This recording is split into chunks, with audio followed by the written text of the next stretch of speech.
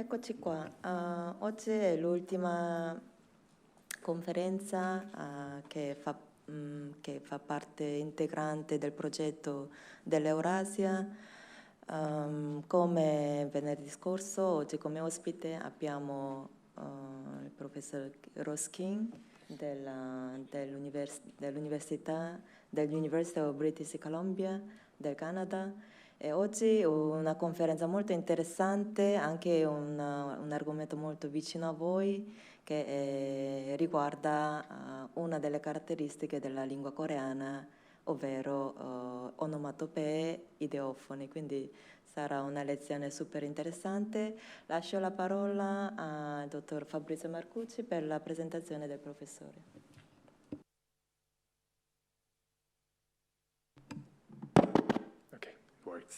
So welcome everyone to today's lecture. So some of you, I'm sure, were here on Friday, so you know all about our special guest. For those of you who weren't, I'm going to just briefly introduce him. He is Professor Ross King from the University of British Columbia. He is the professor of Korean language and literature and has been since 2007. He has a decades-long academic career. He has a PhD in linguistics from Harvard, where he studied Korean linguistics and philology and Altai comparative philology. He has been the director of the UBC Center for Korean Research and the head of the Department of Asian Studies.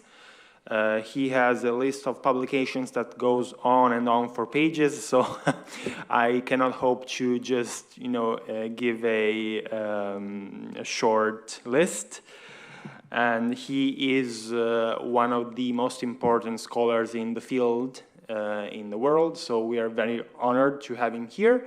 And today he will be presenting a lecture about the discovery and celebration of Korean ideophones in colonial Korea. So thank you for being here, and thank you to Professor King.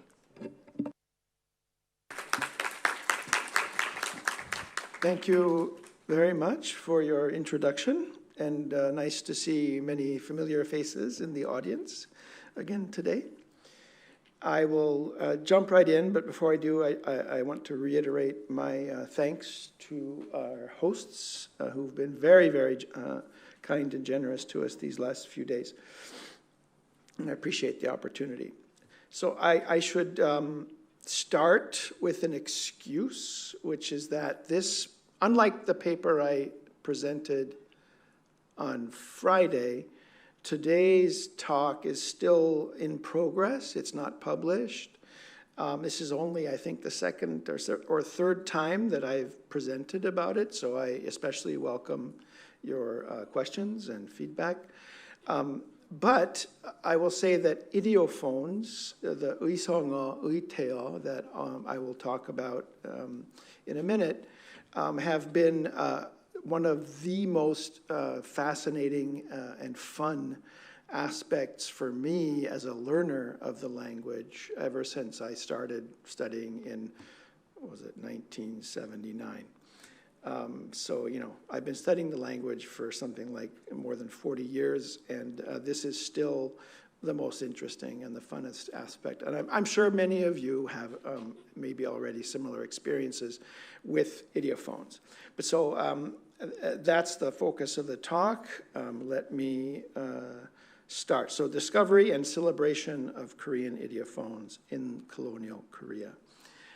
The research question that, the basic research question guiding this project is how and when did ideophones, and I don't like to use the term onomatopoeia, it's just too simplistic to cover the richness of what ideophones are in Korean, but how did these ideophones rise to awareness? And we'll talk about that in a minute. And how did they become somehow emblematic in the narrative of modern Korean linguistic nationalism, or what I call the modern, what do I call it? The national language narrative, if you will, that sort of every Korean seems to carry in their head, a certain series or set of notions or ideas or attitudes about their language that kind of congealed in the 20th century, and ideophones play a role in this idea that Koreans have about their language. So when did that start with ideophones? So some basic definitions. So first of all, what are ideophones? What is an ideophone? Well, one scholar has used this definition, and she says, quote, "They are a class of expressions that are used to simulate through performative foregrounding." And if you've encountered Korean ideophones in the wild, you'll know how performative they are. They can be very, and it's not, there are gestures and expressions that go with them. Performative foregrounding, the salient processes and perceptions of everyday life experience. And this comes from this book by Janice Knuckles. And she is an anthropological linguist. I personally am very drawn to work in anthropological linguistics. I think it really fleshes out many of the most interesting features of Korean that you don't get through grammar books and textbooks. But so the title of her book says it all, Sounds Like Life. Ideophones sound like life. They're that performative.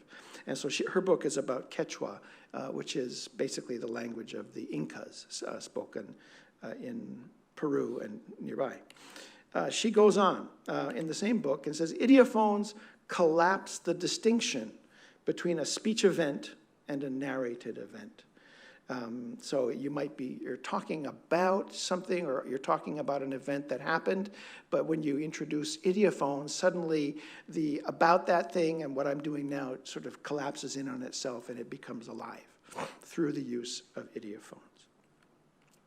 So I've used the word ideophone, and ideophone seems to be growing as kind of the most popular term now, at least in the scholarly literature. Some people call them mimetics because they are mimetic of real life. They mime real life. Some people call them expressives. In German, there's this term Lautbilder, which is sound pictures, or Schallwörter, sound words. I don't know what it is in Italian, presumably ideophono, but do you have other good terms? Anybody know? But for Korean, just please don't call them onomatope. That's just too, it doesn't give them credit. They're so much more interesting. Vocal images. I have seen one good book in Italian about ideophones, and I think it's somebody called Dolini, and it's called, I think it's, what was it? Phonosemantica. It was the title of the book. Ideophono makes sense. It's basically a Latin word. In Korean, you probably all know the word uisonga, uito, iteo there. They go together as a pair, where the ui means something like to imitate, and the song means sound, and the is malsum o, so words that imitate sound, or uiteo would be words that imitate like a state or something like this. It's basically a Japanese word, like much of the terminology that we use in Korean about linguistics. It came from Japanese. So in Japanese, it's giseigo, gitaigo, if you've studied Japanese.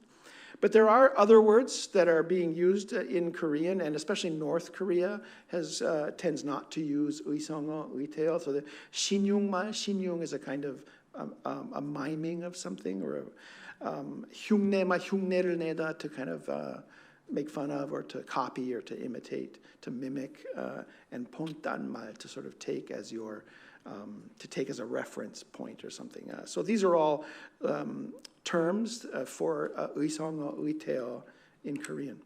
And if you go to the bookstore, if you go to any of the big book conglomerates downtown Seoul, like Kyobo Mungo, you will find books like this. This is for children. So what is it? So brain nori kade, yeah? But to help kids, to help little children get their heads around and I guess come to appreciate uisongo, uiteo. So, and then you've got these little cards, tungshil, dungshil, anybody know what that is? I think this is to do with something like bobbing lightly in the water, and then it's hard to see, but 달팽이가, I think it's 꾸물꾸물, like something that's kind of inching along in a kind of slightly, slightly creepy or slimy way. And then quack quack would be, I guess, what the duck says. But of course, Korean is way more interesting than quack quack or bow wow in English for dogs. It's way more interesting. But the point is, you can go to a bookstore in Seoul and find books like this for children, so they obviously take it pretty seriously. We're still doing some theoretical build-up here. So the map that you see on the right of the screen is very close to where I live. You'll see Vancouver up at the very top there. But in the state of Washington, there are, of course, many Native American languages that are still spoken. And in this particular article, one of my kind of intellectual heroes by the name of Michael Silverstein, also a linguistic anthropologist, who recently passed away. Unfortunately, he was professor at the University of Chicago. He wrote this really famous article in 1981 called The Limits of Awareness, which in Korean would be Ono inshig의 한계. What are the limits of a speaker's awareness of their own language? Like, what do they notice? What do they don't?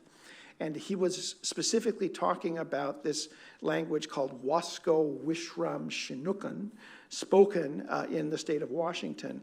And in this language, kind of like Korean, words could have like different shades of nuance that were called augmentative for something that was kind of big, or just neutral for just the plain Jane, and then diminutive forms where they would manipulate certain phonetic features of a word to give it these different kind of, I guess, spatial or size-related nuances. And so he was working with these speakers trying to figure out how to elicit these forms from his interlocutors. And he says, in that article, he says, many attempts at direct, systematic elicitation proved to be unsuccessful. He wasn't able to get speakers to kind of consciously or meta-linguistically think about these different variant forms and produce them for him.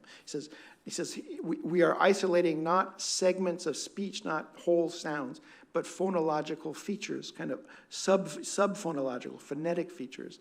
And we are not isolating, therefore, any units of language that themselves have referential value. So referential value is the value, like that's what you look up in a dictionary. Something that you can point to and say, this is this word in the dictionary. That's referential meaning. But there are other kinds of meaning that we use in language. And ideophones kind of tap into these other sources of making meaning. So this is Michael Silverstein, as I say, kind of a hero of mine. I think he died less than 5 years ago. And he won one of these, you've ever heard of these MacArthur Foundation genius grants? Someday out of the blue, you get a letter in the mail from this foundation that says, here's $200,000, you're doing good work, you're a genius. You don't apply. And he got one of those, and they're very rare. So he was really quite an amazing scholar.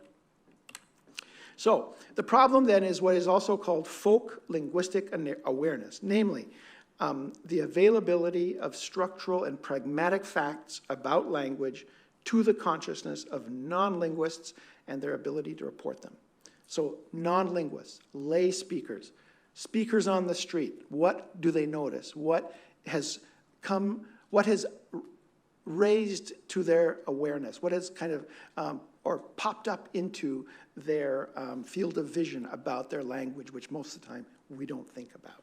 So that's folk linguistic awareness, not what kind of linguists do, but what do just regular people, what are they aware of about their own language? And it turns out that they're generally more aware of surface, segmentable or lexicalized, meaning actual whole words of language.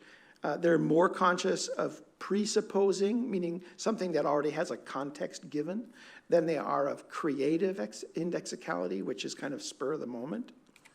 And the referential function of language is more available. Again, this idea of, can you look it up in the dictionary? Then it's a referential meaning, as opposed to other pragmatic or indexical functions, which are tied to a specific context. That's not normally available to them. So that's kind of some of the theoretical background. And the last piece is another anthropological linguist that I also appreciate, who wrote this chapter called Linguistic Emblems of South Korean Society. It's a recent handbook of Korean linguistics, which I recommend.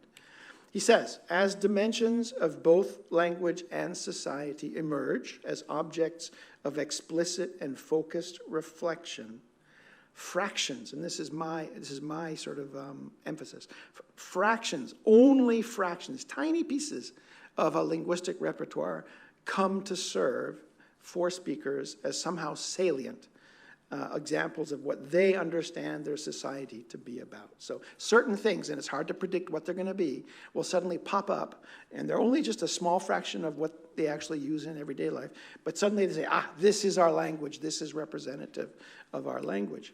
That's Nick Harkness, and he is an associate professor now at Harvard in the anthropology department, but his work is on Korean.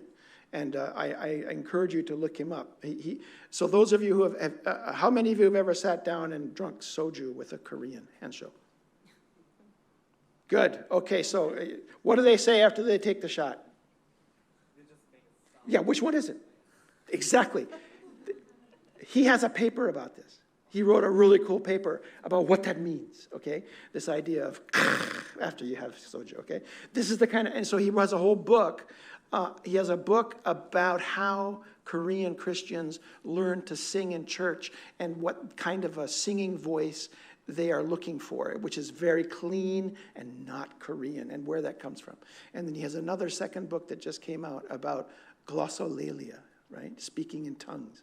Because he's sort of, and he's not, he says he's done now. He's had enough work. He's finished working with evangelical Christians. So he's doing something else now. We're not sure yet what yet. But so he does really cool research. But he has this thing about linguistic emblems. So what are these linguistic emblems in South Korean society? So he says, speakers come to view some area of language available to conscious reflection as standing for or representing their society in important ways.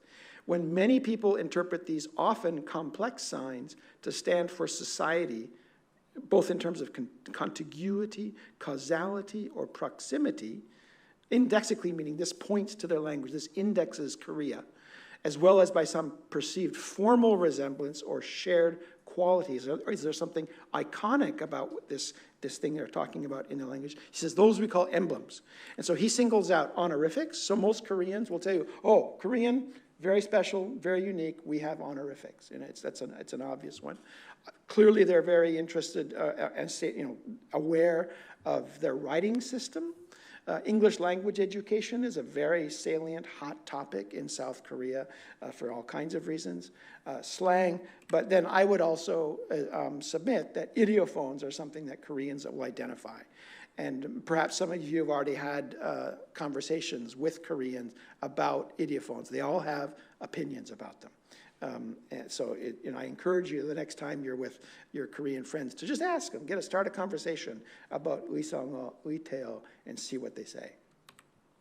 So, okay, now we're coming to colonial Korea, actually pre-colonial Korea. So the first point I want to make is that a lot of my research is about Joseon Dynasty and about language in the Joseon Dynasty. It is extremely difficult to find any meta-linguistic or meta-pragmatic reflection about Korean ideophones before the 20th century. It's really hard to find in Korean or in Hanmun anything where a Korean says, oh, there's these things in our language called ideophones, here's a list, or here's why they're interesting, or something like nothing. It's just, there's very little meta-linguistic reflection about anything to do with the Korean language before the 20th century, but particularly ideophones.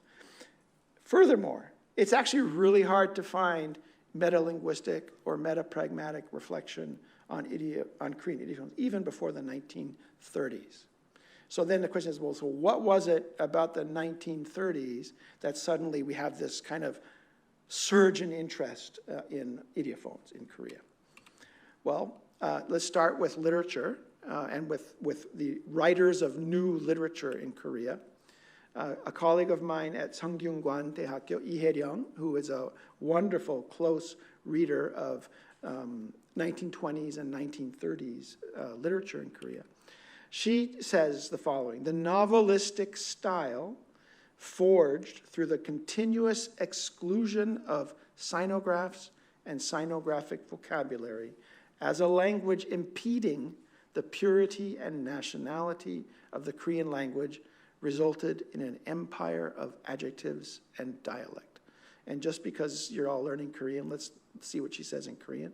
She says, 한자어를 조선어의 순수성과 조선 문학의 nationality를 저해하는 이 언어로 끊임없이 배제하면서. So there was this idea we have to 배제, we have to get rid of 한문, have to get rid of 한문 2 and 한자어, and as a result, the style that comes out of this in the 20s and 30s is what she calls 형용사와 방언의 제국, this empire of adjectives. And what she's talking about are ideophones, this idea of how are we going to write novels in pure Korean that accentuate the features of Korean. And so the focus, one of the focuses, was on 형용사, on ideophones. So she says this led to this fetishization of tradition and of the Korean language. So 전통 내지 조선어의 물신화. They turned the language itself and certain features of the language into something like a fetish. And this same really interesting paper that she wrote, she says, by the 1920s, the hot topics in the genre of fiction, like how do we write fiction in Korean, was this problem of excluding Hanmun style and 묘사, description. How do we, as writers, describe something? So that's the first thing. And she says, already by this time, reveling in adjectives like 빨갛다, 벌겋다, 붉으스름하다. These are all words that mean some kind of red, yeah? This had become, by the 1920s and 30s, a cliche, trotted out when discussing the relative advantages of the Korean language. But so again, why the 20s, why the 30s? And why were this 형용사의 향연? 향연's like a banquet, where they said, oh, we have this rich array, this banquet of incredible adjectives and ideophones that we can use. So that's what the novelists are thinking about. What about the linguists? So 1930s is when the Korean linguists, especially the Choseonho Hakhae, which became later the Hangul Hakhae, the Hangul Society, were in the middle of their big project to write the first ever Korean dictionary. Yeah, this was and for which eventually, 1942, many of them were thrown into jail, and I think 2 of them died in jail. So Lee Hee-sung, in 1937, he wrote this article called 언어 표현과 어감. And this word 어감 is, I believe, a very important keyword in 1920s, 1930s Korea. 어감, which in German often gets translated as Sprachgefühl, right? Because is 말씀 and 감 is 느낄 감자. Yeah? So language, feeling. He says, 어감, he doesn't say this. If you look up 어감 in the dictionary now, it says it means sense, sensation, sensibility, sensory perception, feeling, emotions, and effect as connected with linguistic expression. And it can mean also nuance, like what's the nuance of this word? Although nowadays, most Koreans say nuance, which really bothers me. So here he is. He, as you can see, he lived to a ripe old age. I actually met him once in 1986. He's about this tall, very tiny. He was one of the linguists that was incarcerated. He was a student at Keijo Imperial University, one of the few Korean students studying at that university doing linguistics. And he became a professor at Seoul Daehakyo. So in this article, he says, 어감 is a language's sense of life. In other words, it's a language's life force. Without 어감, all language ends up being handled conceptually, 개념적으로. That is, language without 어감 is a linguistic corpse, or a language that has lost its spirit. And if you remember the context at the time, this was colonial Korea, subjugated to Japan, where for many of these intellectuals, the very future of their language was at stake and was in peril. So he says, how do we express ogam? Well, in pronunciation, the way we can do it is you can use stress, you can use length, you can make a long vowel, short vowel, you can use pitch, high or low, or you can use light and dark vowels. And this is where we get into kind of ideophones, the light and dark vowels. So he says there are when you get into these different, like we just saw the example of 빨갛다, 벌겋다. Or my favorite example, and it's a little, well, maybe you've all learned from your Korean teacher this Korean sort of children's song about the 산토끼. Everybody know it? You heard it? I shouldn't. 산토끼, 토끼야. Yeah. 어디로 가느냐? But so the point is he's bouncing. There's this bouncing bunny, and it goes so 산토끼, 산토끼야. 어디로 가느냐? 깡충, 깡충. What's after that? 뛰어서, blah blah blah. But the point is the 깡충, 깡충. Okay, so the 깡충 깡충 is the bouncing. Okay, but and the a in 깡충 is a light vowel. Okay, because you remember, you all know that Korean has vowel harmony. So you have light vowels, you have dark vowels, and the light vowels imply lightness, fluffiness, brightness, etc. So if you imagine that the same song was, you know, 산토끼, 토끼야, 어디로 가느냐, 깡충, 깡충. Then you would have to suddenly imagine a kind of fat, overweight, lazy, maybe diabetic rabbit. I mean, that's the point is that those kind of nuances can sneak in, and so that's where the ideophones get interesting. Nobody says "gongchung gongchung" in that song because that's no longer bright and fluffy, and right? I mean. Okay, kangaroo, yeah, they're much bigger, right? They're heavier. So, I mean, this is the way those work. So he says, it has reached the point with these bright vowels are considered to be disparaging in some cases. And he gives some examples. He says, so it's 형용사, 부사. So adjectives and adverbs is where they're concentrated. So it's a typo. 빌어먹다 means like to beg for food. But 베라먹다, where you change the vowels, is meant to be disparaging. 잘린다, 졸린다. I guess this means to be sleepy, but I've never heard this myself. 보얗다, 부얗다, a kind of milky white versus a brighter white, or 까맣다, 까맣다, different shades of black. So he gives these 하얗다, 허옇다. So 하얗다, presumably a lighter black, then 허옇다 would be a darker, maybe creepier black. So you can play with it like this, almost like you can, it's almost like jazz, right? You have your basic note, your musical note, but in jazz you can then play with it, riff on it, and so on, and you can do this in Korean. And they were just kind of starting to figure this out in the 1930s. So Lee Hee-sung gives these examples. But then 1938, this to me is kind of this watershed article by this linguist called Chung In-sung, who was one of the main editors of the big dictionary that they were editing at the time, and he was also imprisoned for at least 2 years for his work on the dictionary. So the title is 어감, it's that keyword, yeah, 어감 표현상 조선어의 특징인 모음 상대 법칙. So this is the vowels, this idea of relative vowel quality. And 자음 가세 법칙, the relative strength of the consonants. And the idea is it's 법칙, it's rule governed. And so he says languages have 뜻 and mat. Okay, so mat is what expresses your 감정. So again, affect, feeling, emotion. This is an ogam. These are kind of the keyword.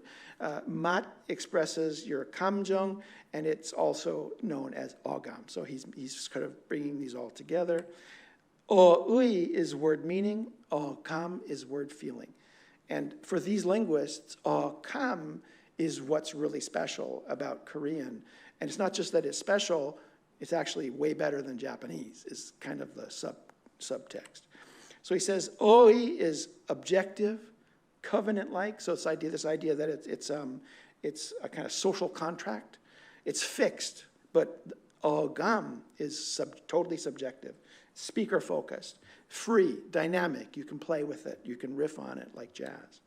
So this is Chung In-sung. He was one of the linguists that, like Lee Hee-sung, who I just showed you, he stayed in the South after liberation, and he was a professor. I think he graduated in the 1920s from Yeonhee Chunmun, which later became Yonsei University, and then he was professor at Chungang-daehakgyo for a number of years, and very active in the Hangul Hakwe, so sort of considered a kind of linguist patriot, if you will. So he says that how do you achieve ogam? How do you do this in our language? He gives a bunch of different ways: changes in pitch, sound value, syllables, words, rhetorical changes, gesture. He says all this, but he focuses on number 2. His article is about number 2. How do you play with sound values to express ogam? So he says, number 2 in our language, these changes in sound, they set Korean apart from other languages. They make Korean special. When it comes to, quote, ways of expressing ogam differently, of all the different languages in the world, there's none as developed and evolved as Korean. And this is a sentiment that you will hear Koreans express today. And it's not like he studied a lot of languages. I don't think he had any empirical sort of evidence to go on. But this was what was in the air, this idea that Korean is really special this way, and it is. When it comes to a special, clearly systematic, rule-based phenomenon, Korean is unparalleled, he says. So he gives a comparison with Japanese, and he says, Japanese, totally lame. He says that all they have, they can just play with their consonants. They can't do anything with their vowels. Like, the best they've got is kara as opposed to gara as some kind of like giseigo or gitaigo. I don't even know what it means, but it's some sort of idiophone in Japanese. It says in Korean, not only are both the consonantal and vocalic alterations rich, those based on the vowels are actually even more numerous than those based on the consonant. The degrees of difference are clearer, and the systematic differentiation is more subtle and refined. So there's a clear and explicit contrast here with Japanese, with the colonial master language. And so he gives these 2 little charts in his article from 1938. And I don't know if you can see, but let's look. So here's the 모음 상대표. So you've got big, small contrast. And this is, I think, broad, narrow contrast. Broad ogam, 넓은 ogam, something for like a kind of spacious feeling. You've got a, e, ya, wa, we. And then down here, 좁은, this is more narrow. You've got these o, we, yo, these are the with lip rounding, the o's and the u's.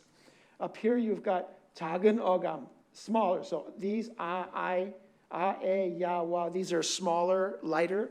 And these are heavier, kun, bigger, heavier, more kind of weighty, etc. So he gives, this kind of nice chart with these contrasts. And over here, 자음 가세표. So this idea of increasing the intensity of the consonants. So 예사 어감. This is just plain, regular, 보통. So these are the regular consonants. 센 어감. So I think some linguists call these the intensives. So if you then do the twin sortie, that makes it more intense. Yeah, and over here, 거센 어감. These are sometimes called para-intensives. So you can take the same word, play with the vowels, play with the consonants, and you get this long list of possibilities that, in theory, have all different nuances. And so he was kind of the first person to really kind of flesh this out and put it on paper. So he says, previously, this phenomenon of sound alternations was thought to be just incorrect sound changes and deviations in pronunciation. Oh, it's just all kind of a mistake or just variance with no meaning. And there were many unsuccessful attempts at organizing and analyzing it, but now with the discovery of this systematic rule, not only can we finally achieve a natural, neat, complete, and realistic organization, but this dynamic feature of multifariously, ever-changing, and freely morphing Korean has now become clear. So it's quite triumphant, this idea that we've really nailed this now. So I mentioned he was working on the dictionary, this dictionary project, which eventually got everybody thrown in jail in 1942. So there was this 조선어 표준말 모음. This moum is not vowels, but a collection. The first thing they did in 1936 was publish a kind of preliminary blueprint for what this big dictionary, which didn't get finished until the 1950s, what this dictionary would look like. And so, and as they were going through this really laborious process of drafting out what this first ever kind of comprehensive Korean dictionary would look like, they would write articles in this journal. So Lee Yun-jae, 1936, he has this article about the 사정한 조선어 표준말 모음, this first collection of kind of a glossary for the dictionary, and he makes this distinction between 전등어 and 강리보, which is basically this. 전등어, if you look, there's three examples. 하늘, 하늘, 하날. It's basically the same word, but it had three different spellings at the time. It means, the sky or heaven. Yeah. So they would be listed under one lemma in the dictionary. You go to 하늘, and it lists all three of them right there. They're bundled together as one word, as opposed to 강리보, which are separate words in the dictionary. And the Koreans were really, really concerned that all of these ideophones each got a separate listing in the dictionary. Why? Because the Japanese in 1920 published this big Chosengo Jiten, a dictionary of Korean, which was, of course, a Korean-Japanese dictionary, where they bundled everything together. And he says, that's no good, he says. So he says, 조선어 사전이라는 데는 조금만 뜻이 근사한 것이면, even if they're just a little bit the same in meaning, 덮어놓고 전등어로 처리하여. They bundled them together as one entry in the dictionary. And then he says, 위에 예를 든 아롱아롱에 관계된 말 30에 가까운 것을. So there's this word 아롱아롱, which means like kind of nicely spotted or dappled or motley, like, like a horse with spots. And he says, there's like 30 words related to this. He says, they're all under the same entry. He says, this infuriated them. So he says, 전부 같다고 하여 놨을 뿐입니다. 많은 우리가 여기에서 표준어를 사정한 것은 what we're defining here as 표준어 for Korean.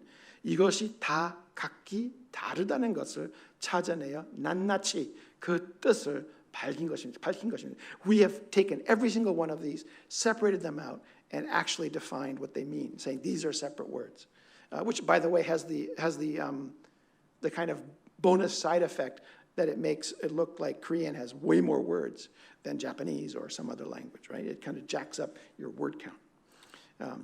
So then Choi Hyun-bae, another linguist who stayed in the South after 1945, he writes something in the same year about this same process, and he says, I'm just going for the part here that's in yellow. He says, 조선말처럼 형용화가 풍부하고 정교한 말은 이 세계에 다시 찾기 어려운 것이 사실이다. Yeah, it is a fact that it's really hard to find any language on this earth that has such refined and such rich adjectives as Korean. And then the next one in yellow, he says, 언어 식별력이 부족한 사람은, those people who are kind of linguistically kind of dense or not particularly discriminating.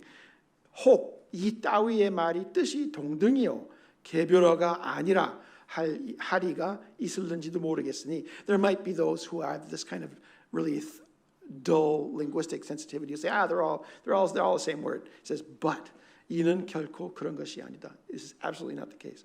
각각 색다른 어휘와 어감을 가진 것이다. They all have their own 어휘, their own meaning, and their own 어감, their own sort of connection to human emotion.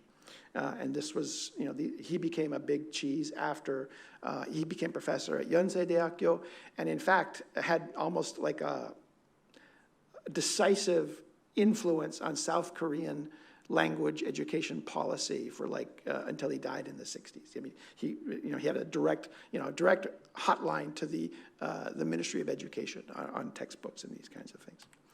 So then, Lee Geun-no, 1938, he had this little article called 사전 추해 난, difficulties in writing dictionary definitions, because he was also working on the dictionary. And so he says, here, look, we have this adjective, modeled, dappled. This is the arong I was telling you about. So you have arong, arong하다, 알롱알롱하다. 알롱알롱하다, double the L. Yeah? 알로롱알로롱하다. So he gives 32 of these, right? And they all get their own, entry in the dictionary. Pockmarked said, if you had chicken pox, so 얼금하다, 얼금숨숨하다. I've never heard that, but it's pretty cool. 억둑하다, 억벌하다. I mean, so they went and dug out all these words. 12 of those. The sound of an object falling into water. 털벙, 탈방, 털벙하다, 탈방하다, 털벙거리다. Right? So he says there are 96 of these in the dictionary. And then descriptions of boiling liquids, he gives 42. So this is Lee Geun-no. He was one of many linguists. In fact, it seems most of the really smart ones went north. And he went north to North Korea and had a long and distinguished career in North Korea in the Academy of Sciences as a linguist. He was educated in Germany. He goes on, he says, expressions about smiling and laughing, and this is one you might have heard from Koreans or might have seen in books. He says, even just on this basis, we can prove the superior development of our sensory expressions. Anyone would be curious to know how many of the adverbs describing types of smiling and laughter, not counting the sounds of laughter, so not counting ho ho, he, hoo hoo, that doesn't count. There are, don't be surprised, according to my calculations, there are in total 140 of them. So there's this really celebratory, triumphant, oh my God, our language is so rich in these expressions. So why 1938? Why ideophones? Why all this kind of attention? First of all, as I mentioned earlier, Japanese language policy and the Japanese language itself. 1938 was the year when the Korean language as a school subject became, quote, optional, which means that all of the schools stopped teaching it. Okay, so essentially 1938 was the year when Korean disappeared from schools in Japan. And there weren't that many schools teaching it anyway. So there was this sense of crisis with the language. The big dictionary project was well underway and was sort of starting to annoy the colonial authorities. Then you have actually Japanese national language studies. So I mentioned on Friday my dear colleagues in Korea who do Kugohak, or national language studies. It's a kind of very nationalistically oriented kind of linguistics. Well, Japan has that too. It's called Kokugo Gaku. And so at this point in time, there's a real surge, because we're coming into Japan, and by this point has invaded Manchuria. It's becoming more militarized. It's becoming more fascist. And it's also becoming ultra-nationalist in everything it does. So suddenly you get all these books coming out and articles in books in Japanese about kokugo to kokuminsei. Kugo wa kukminsang, the national language and national language, what do we say? National, national psychology, or national, what do you say? Kukminsang, kind of national spirit, this idea, or national identity, all these things, right? But connecting language and identity in a nationalist kind of way. And the Japanese things always stressed that Japanese is an awesome kokugo. Why? It has agglutination, it has honorifics, and it has giseigo and gitaigo. And the Koreans would look at this and go, are you kidding? We have that in spades. There's like, this child's play for us. So they were kind of reacting to this Japanese celebration of things that the Koreans actually had better versions of. So in 1928, Haga Yaiichi, who's a very prominent Japanese novelist, he wrote this book called Kokugo to Kokuminsen, the national language and national identity. And then 1933, Kobayashi Hideo wrote this article called Kokugo Shoucho no Kenku. If you see the kanji, these are basically, he wrote a book on Japanese ideophones. It's a long article, sorry, it's an article. But who is he? Kobayashi Hideo, first of all, he translated Saussure. It was the first translation of Saussure into any foreign language, into Japanese, 1928. Crucially, he was a kyosu. He was kyosu at Keijo Imperial University in Seoul. He was actually sort of the most prominent linguist in Korea. and was supposedly way more influential on Korean linguists than was Ogura Shinpai, who was the professor of Korean language at Keijo Imperial University. Anyway, so he's a very important figure. These Koreans must have seen this article. You know, I can't find you evidence that says, oh, today I sat down and read Kobayashi Hideo's article. They don't cite the Japanese. It's like that when you read Korean articles from this period, it's as if they lived in an intellectual vacuum. You will never see them make reference to the Japanese. But of course, they were reading everything. So then another example, 1934, same sort of title, a book, Kokugo to Kokuminsei, the national language. And this author, Mitsui Toru, he's not anybody particularly famous. He says the expressive consciousness of our Japanese Kokugo, he says, it is subjective, it is emotional, and this he's talking about ideophones. This shows that that our language is so subjective and emotional. And the same sort of thing, this Kikuzawa, 1940, same kind of title, it's a book. He says, in our Kokugo, we have lots of uisongo and uiteo. He says, and that's because we Japanese, we love nature. We are lovers of nature. And so the Japanese were making this big deal out of their ideophones. And this was in the air. The Koreans saw this and it sort of came back and said, no, we will, like a poker game, we'll raise you, $100 on that one. So today, if you study Japanese, it's really easy to find textbooks for foreigners to help you learn Japanese, Giseigo, Gitaigo. This is one that I found online. It's not yet that easy to find textbooks for foreigners to help foreigners learn uisongo, uiteo. But there are some. However, it is easy to find them in Japanese to help you learn Korean uisongo, uiteo, like this one on the right, which is Giseigo, Gitaigo, for learners of Korean who know Japanese. Interestingly, the single best, there are several dictionaries of Korean uisongo, uiteo. The very best one is by a Japanese author.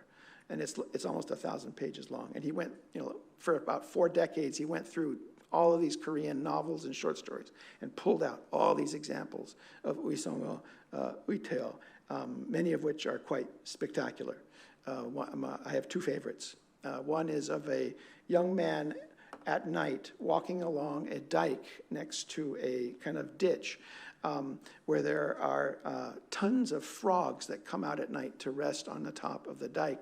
And it's the sound, as he's walking along, there's so many frogs that he's crushing the frogs under his shoes. And the sound of frogs being crushed to death under his shoes was 파자작 소리 내면서 걸어갔다, right? Which is really disgusting. But the second example, 파자작, it sounds like it. The second example is of some guy after a particular bad drinking episode having diarrhea the next day, where it's swa pudutuk, hetta. And you can find expressions like this in this dictionary. So I hope your library will make sure to get a copy. So then, moving from linguistics now. So, this is still pretty technical stuff, right? These are linguists talking to each other about how to write a dictionary. How do these ideas about this richness and this raising to awareness, how do they get out of the linguistics box into general society? Well, so let's talk about Ite Jun, and we're almost done. Let me just... So in 1939, Ite Jun, very famous author, renowned to this day as a brilliant stylist in the Korean language. He wrote this book called Munjang Kanghwa, which started off as a series of essays already in 1934, the ABCs of composition, where he says that the difference between great and lousy composition is whether one can see clearly into the emotional state of the writer. So again, this idea of what about emotion? What about kamjong? What about this kam, nuklu kam? Composition is a photograph of the mind. Your composition is that person. It's a communion of one mind with another. It's a communion of one set of emotions with another. So again, this idea that somehow emotions were really key in expressing them in your writing. This is Ite Jun. He also went to the north. And we don't really know when he died, because at some point he was purged by Kim Il-sung. But he taught composition at the forerunner of Ihwa Women's University in Seoul. 1939, he finally publishes this book called Munjang Kanghwa, which means something like lectures on how to write well. And he says he says terrible things about old Korean writing. He says composition technique in the past focused on polishing your writing, although the graphic syllables lived in many cases. Feeling died in old Korean writing. You have to write with ogam. Ogami itke soya 할 것이다. And what you have to know about Lee Tae-jun is he was best buddies. He was drinking buddies with all the same guys who were working on the dictionary at the Chosono Hakue. He was very close with the linguists that were thrown in jail. And so this is, I think, like the second edition of his Munjang Kanghwa. Today, you can go to any bookstore in Korea and find multiple editions of his book still in print, even though he went to the north. Right? So that, in other words, he was kind of that significant that it wasn't like you couldn't buy his books in Korea. And anyway, now you can for sure. In this book, he cites Hong Ki-moon, another famous writer who went to the north, who says, you might ask what beauty there is in a language like Korean that is still undeveloped literarily. Remember, Korean at this point barely had 20 years of modern literature under its belt. But we mustn't forget that just as any language has its special literary style, Korean has its own special beauty. Take, for example, words like, and here it is again, 발갛게, 벌겋게, 볼고로, 볼고래하게, 불구레하게, 파랗게, the same sort of red stuff, yeah? What other language besides Korean has such a delicate sense for color? So this is quoted in Lee Tae-jun's Munjang Kanghwa. He has a whole section on how to use 의성어, 의태어 when you write. He gives this record. So who can solve this riddle? So the riddle goes, 따끔이 속에 빤빤히. So 따끔따끔하다 means like prickly, yeah, prickly, sticky, like with pricks. 빤빤히 is super shiny and smooth. 빤빤히 속에 털털이. 털털이 meaning like 털, like kind of like furry, fuzzy, yeah. 털털이 속에 오두득이가 뭐냐? It's with crunchy. So 따끔이 속에 빤빤히 속에 털털이 속에 오두득이가 뭐냐? Anybody?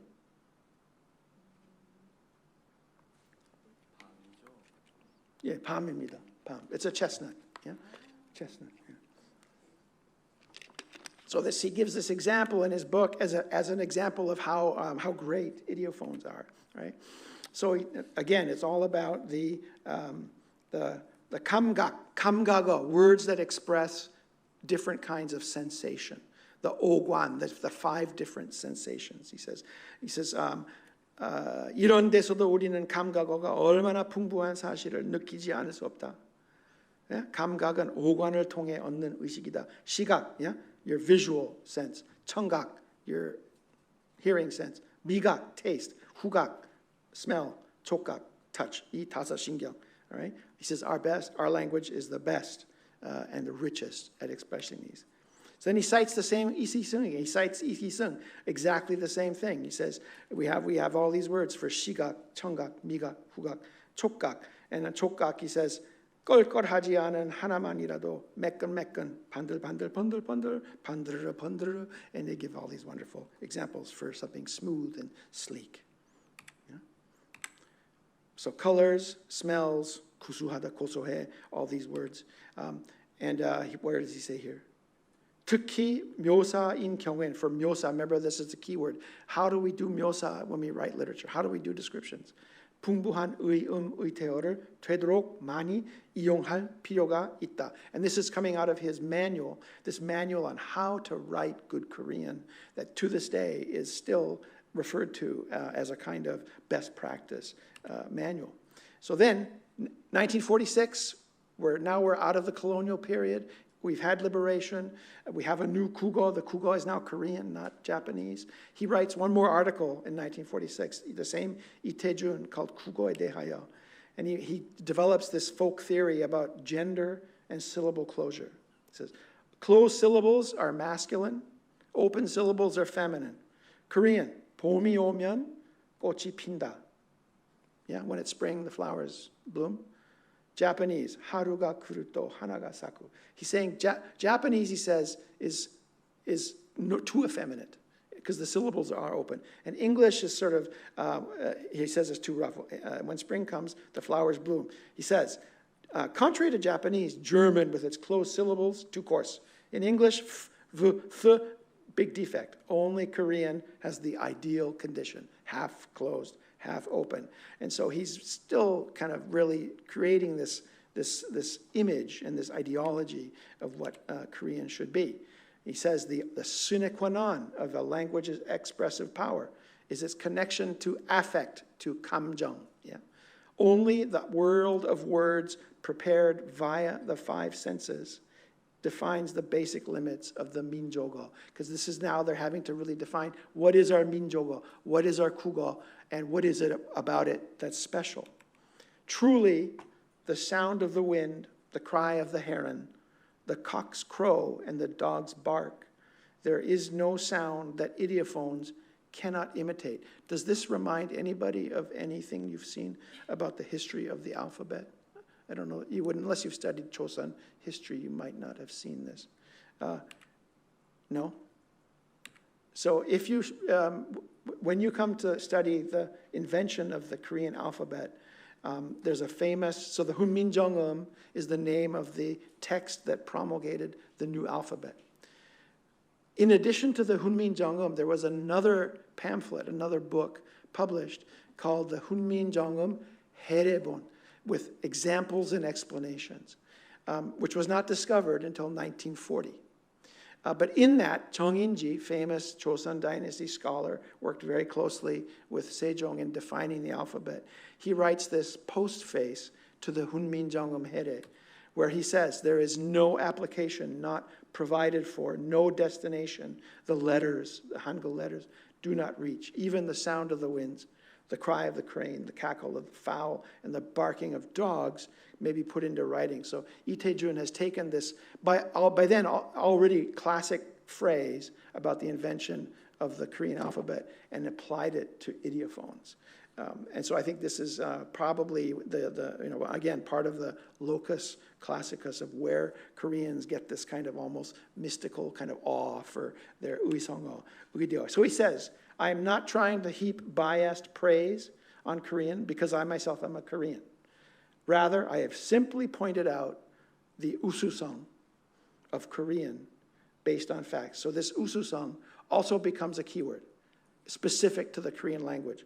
So this morning, as I always do in such cases, I went quickly onto Google and did a Google 검색 for images for ususong.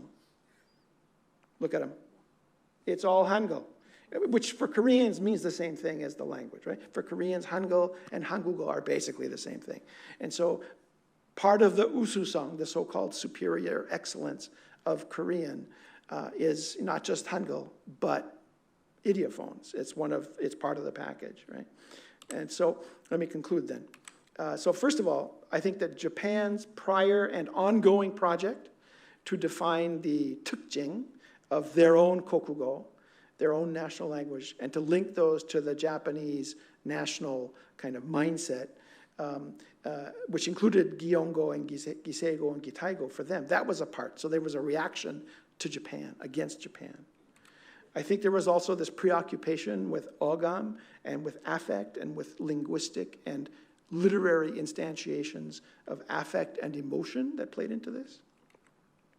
And so questions I have still, if we talk about ogam as opposed to Sprachgefühl, is it something that inheres in the language, or is it something that is exercised by speakers? Does every speaker exercise their own ogam?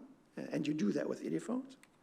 Are some languages better equipped for ogam than others?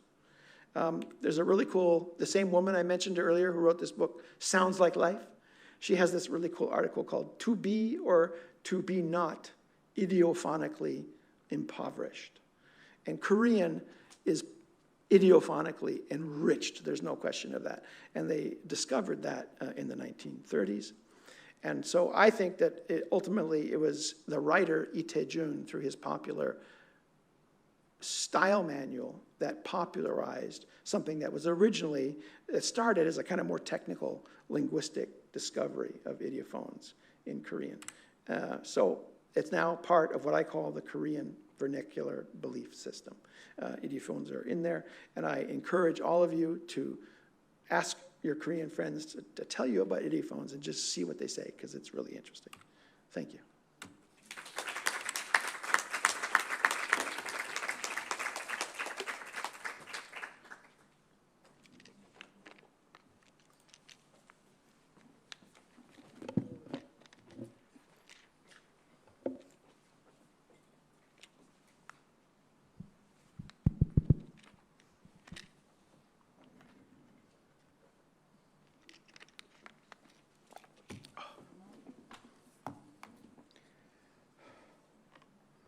So last Friday, there were lots of really good questions.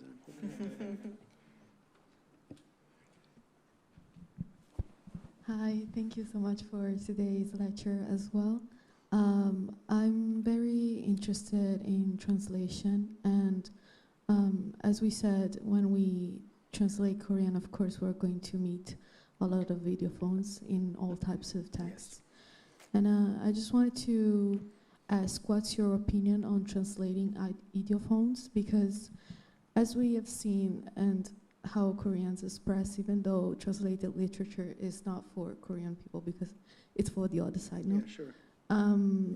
I just wanted to know your opinion if we should be keeping the same sounds, maybe romanized, and especially in the case where we can imagine the sound when we read it, so it's really close to maybe the reality, or if you think it's okay to move them into the language of arrival, because we also have ideophones. And yeah, that's a really good question. Thank you. I mean, first of all, you shouldn't take advice on translation from me, because I'm not a literary translator. But I think one kind of what I consider a rookie mistake in translation from Korean into English is when translators take an adverb, an adverbial expression in Korean that is idiophonic, and then insist on translating that into an adverb in English. So English does have words that are etymologically idiophonic in origin, many of them, but they're all verbs. They're not adverbs. In Korean, they tend to all be adverbs, and you turn them into verbs by putting korida on them or something. So I think it's probably a better strategy than just taking an adverb in Korean that's an idiophone and making it into an adverb in your translation, whether it's a translated adverb or in some ways worse. I don't think just taking the sound is going to work that well. I mean, I'm all in favor of what they call, foreignizing translations to try and preserve some of the flavor of the source language, so that, putting words into your translation in the hopes or on the assumption that someday they will be assimilated into English as, like we have already with kimchi, or, food names and so on, or even things like hoching, like kinship terms, though those often, I think translators nowadays are not translating them, like unni and imo and this kind of thing. But for ideophones, I think it's a lot trickier. I think, especially if you try to do it in poetry, sometimes it can look, I think, amateurish, but I would like to think that replacing them with a verb that is actually idiophonic in your mother, whatever, let's say it's English, that probably works better than sticking with the same part of speech. But I think it's something every translator struggles with, for sure.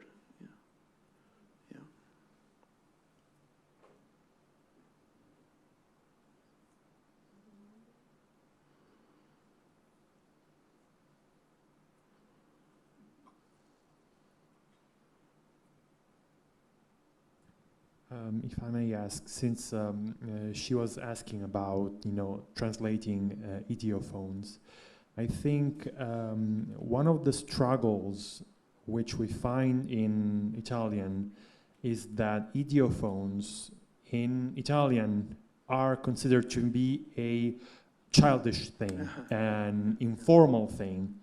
So do you think that also factors when you have to translate that into another language? Because if you, I can only speak for Italian. If you try to do that too closely, you'll sound like childish, basically. And that's often not what we want to convey with the translation. Do you think that's also a factor that should be considered? Absolutely, yeah. And I suppose it would depend on each particular language what the attitude is towards such expressions. I think, though, part of the problem also is that, sure, if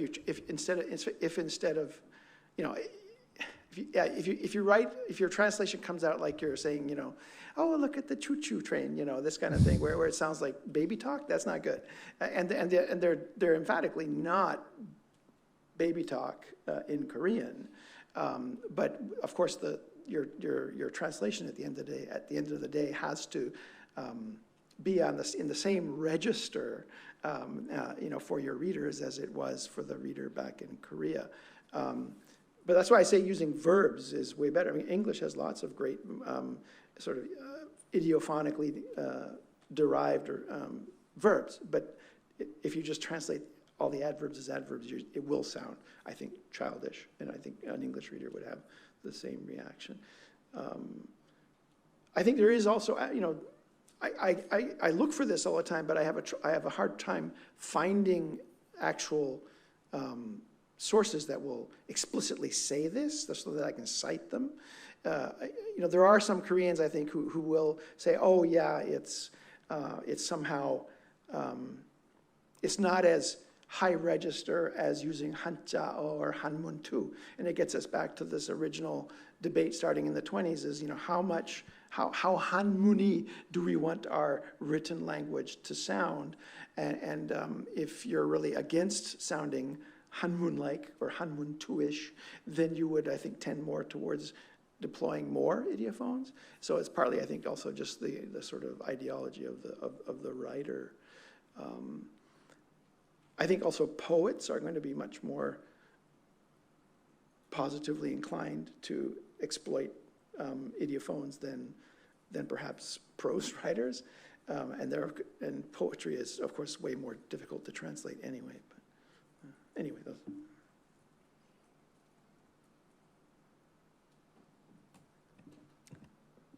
Any other questions? I think everybody's waiting for Asti Spumanti and Kimbap. If there is no question, I'd like to ask one aspect on your talk, because it is very fascinating that the Korean ideophones have been discovered and celebrated in the colonial period.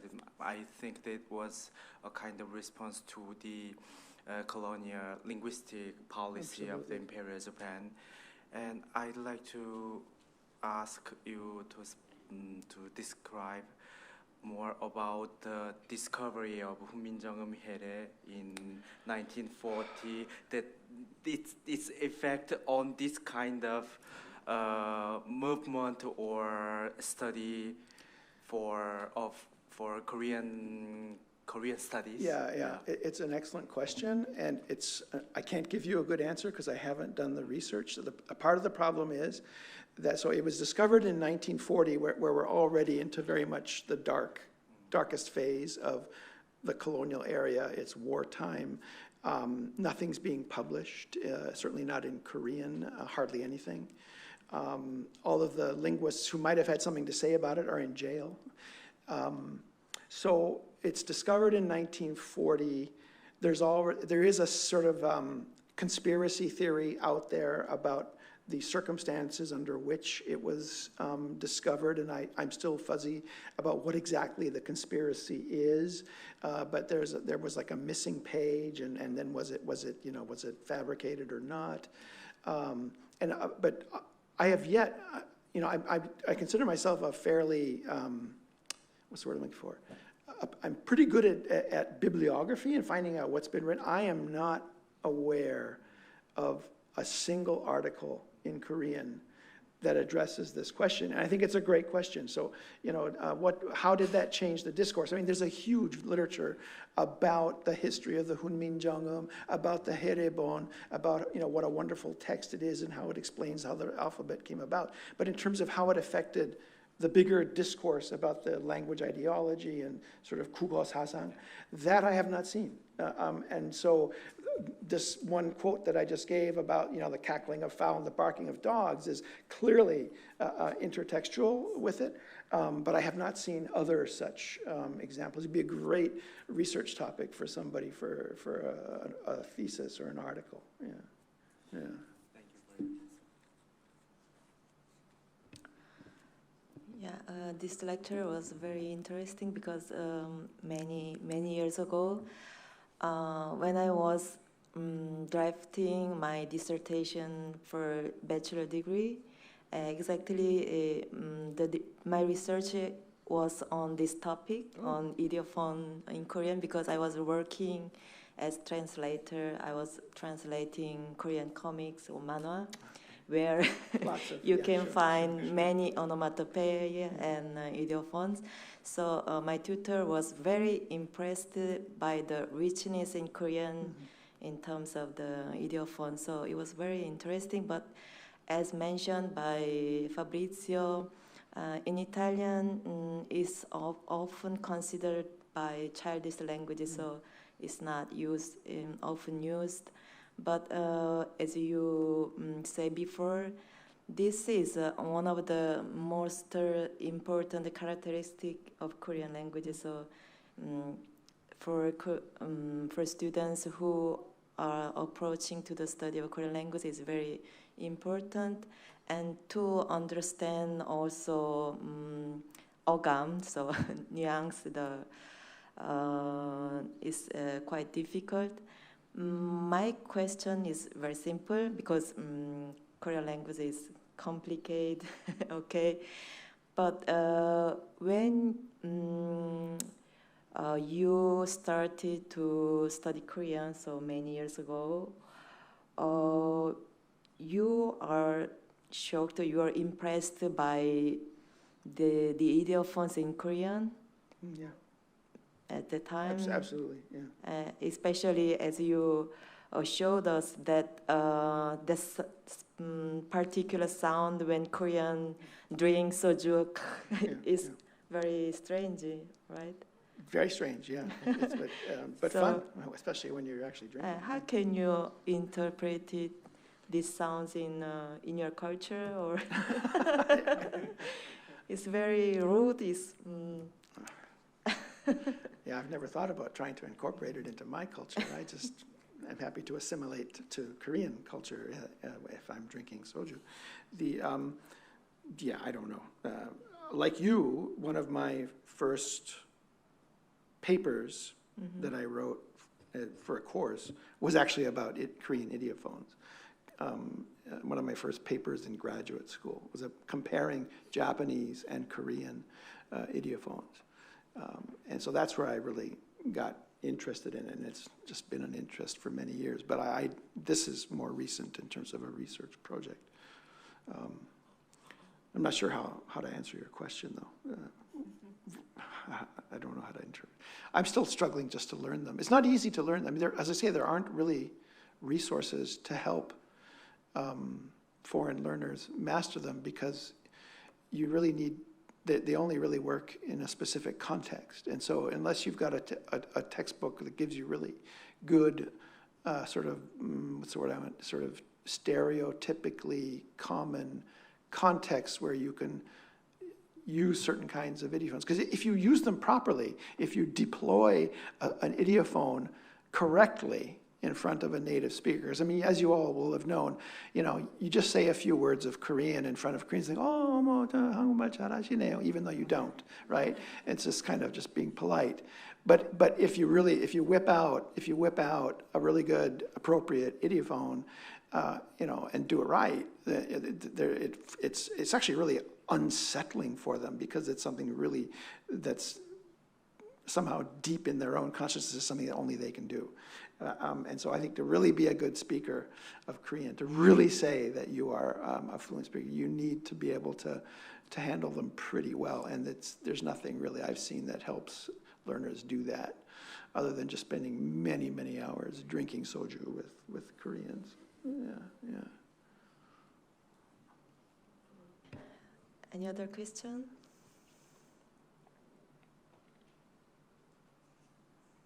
Nobody?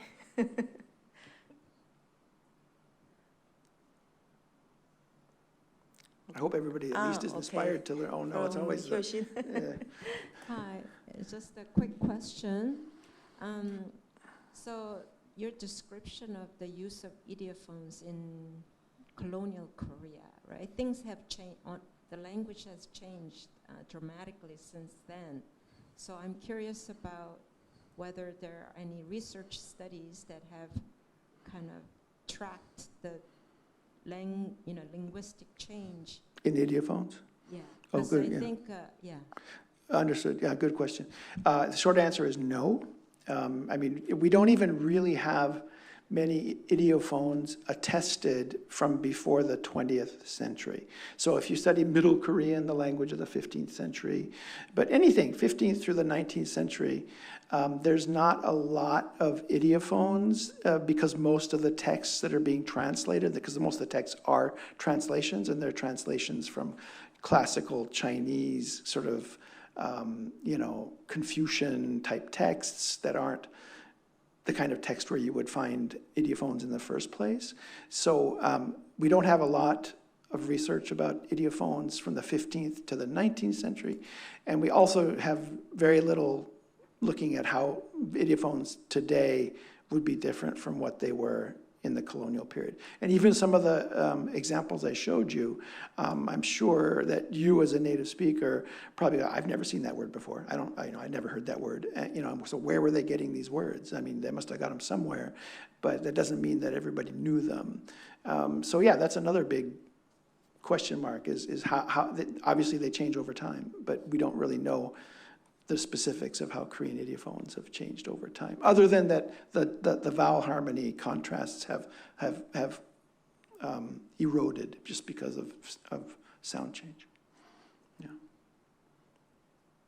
But thank you for suggesting another research topic.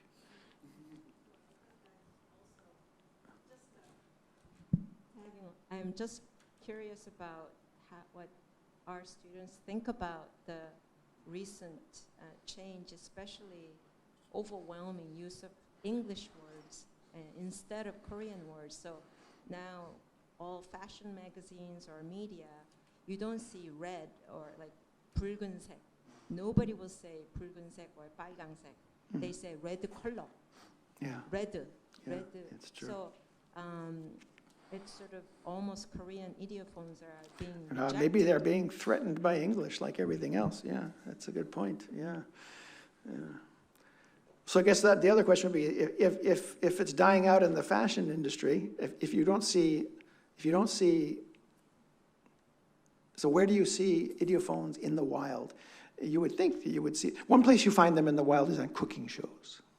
If you watch cooking shows, there's lots of ideophones.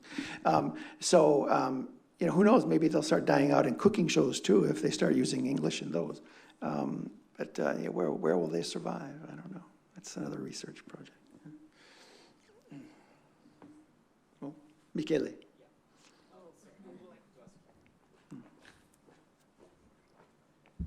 I would like to ask you something. Since you are familiar with your studies about the Koremari, so you're familiar with the North dialect. Since the division of the two countries, as she said about the use of English, maybe it's changed also with the Chosunmal, as they call it in the North, instead of the South with Hangulmal. For sure. The problem is that you can't go to North Korea and do field work. And so we know a lot about what North Korean linguists think people should talk like.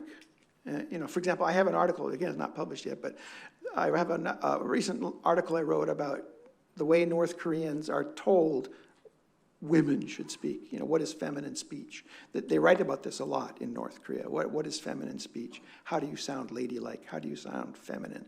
And it's really kind of creepy. So you know, we know what they think or they want people to say, but how people actually talk, you have to go there and do field work, and you know they're never going to let anybody in to do that. However, they're definitely, if you look at, so North Korea has a really interesting language planning journal that comes out 4 times a year called Bunhwao Haksep, which you can now get online if you have the right access. And that's full of this kind of celebration of ideophones. So in other words, North Korean linguistic nationalism, if anything more than South Korea, has kind of embraced this as something that's really special about Korean emotion and Korean affect. And so they definitely celebrate it in the North, and they have there's a North Korean dictionary of Uisongo Uiteo, published actually in China, but by North Koreans. And yeah, so similar to the South, but in some ways more gung-ho. But field work, yeah, forget it. Yeah. And the footnote, the other point I would make is that it, just as Professor, what was his name? The Chicago, the guy, Silverstein. Just as Professor Silverstein had problems eliciting certain kinds of forms from his speakers of Chinookan in Washington State, if you sit down with a Korean and try to elicit ideophones, it's not that easy. And so this Japanese scholar, he pulled them out of literature, where they're sort of naturally occurring, and that in some ways is a better strategy. So if you sit down and say, okay, tell me all the words you know for red, those go baigansek, and they won't necessarily give you this riff of it's kind of interesting. Okay, I'm done. Okay, terminiamo qui. It was a great honor for us to conclude the first edition of seminar on Eurasia. So thank you very much.